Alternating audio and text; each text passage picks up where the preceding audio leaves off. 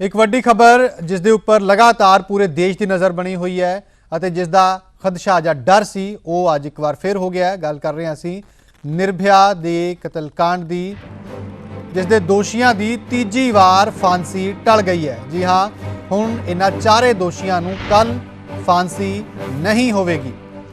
दिल्ली की Patiala house court ने अगले हुक्मां तक इन्हां चारां की फांसी के उत्ते रोक लगा दी है।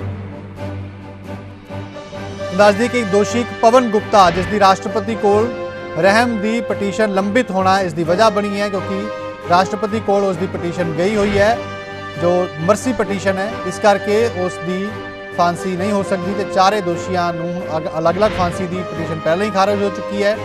पवन गुप्ता की फांसी टालन की अर्जी से पहला पटियाला हाउस कोर्ट ने यह फैसला राखवा रखा हुआ है। अज सवेर वेले ही कुछ आस जगी थी जो पवन गुप्ता ते अक्षय की डैथ वारंट ते रोक की अर्जी नूं पहला पटियाला हाउस कोर्ट ने खारिज कर दिता सी। उस तो पहला पवन गुप्ता की क्यूरेटिव पटीशन नूं भी सुप्रीम कोर्ट ने खारिज कर दिता सी। तो लगातार घटनाक्रम चल रहे हैं, पर वार वार इन्हां दी फांसी रुक रही है। इस तो पहला 22 जनवरी नूं इन्हां नूं फांसी होनी सी, वो भी टल गई सी। फिर 1 फरवरी लई इन्हां दा डैथ वारंट जारी होया सी, वो भी टल गया सी।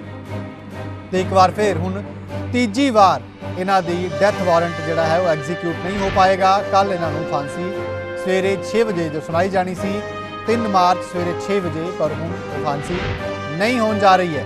दिल्ली की पटियाला हाउस कोर्ट ने ये फांसी जिहड़ी है रोक दी है। केस में अक्षय, विनय, पवन और मुकेश की जो कल 3 तारीख को सुबह फांसी होनी थी, उस पर स्पेशल कोर्ट ने, दिल्ली की स्पेशल कोर्ट ने फांसी की सजा पर अगले आदेश तक पूरी तरह से रोक लगा दी गई है। अब जो कल फांसी होने वाली थी 3 मार्च को सुबह 6 बजे अक्षय, विनय और पवन और मुकेश की, वो फांसी नहीं होगी। जाता है कि नहीं इंसाफ है तो इंसाफ से ज्यादा मुजरिमों का सपोर्ट होता है, और जो मुजरिम चाहते हैं तो कहीं न कहीं हमारा पूरा सिस्टम मुजरिमों को सपोर्ट करती है। अब तो मैं यही कहूँगी कि आप सब लोग जाके सरकार से पूछिए, सुप्रीम कोर्ट से पूछिए, पटियाला कोर्ट हाउस से पूछिए कि आखिर उनको फांसी कब होगी, क्योंकि जब तक फांसी नहीं होगी तब तक रेमडी उनकी खत्म नहीं होगी। 3 बार ऑर्डर को पोस्टपोन किया जा रहा है, लेकिन फिर भी मैं ये आज फिर भी मैं कह रही हूँ कि बहुत जल्द हमें विद इन 2 और 3 डेज में एक फ्रेश डेट हमें फिर मिलेगी और वो डेट भी फाइनल होगी। लेकिन आज मुझे एक चीज समझ में नहीं आई कोर्ट में कि जो दिल्ली हाई कोर्ट ने 1 वीक का टाइम प्रिस्क्राइब किया था, उस टाइम का मीनिंग क्या है। सुप्रीम कोर्ट ने जो डायरेक्शन दिया था उसका मीनिंग क्या है।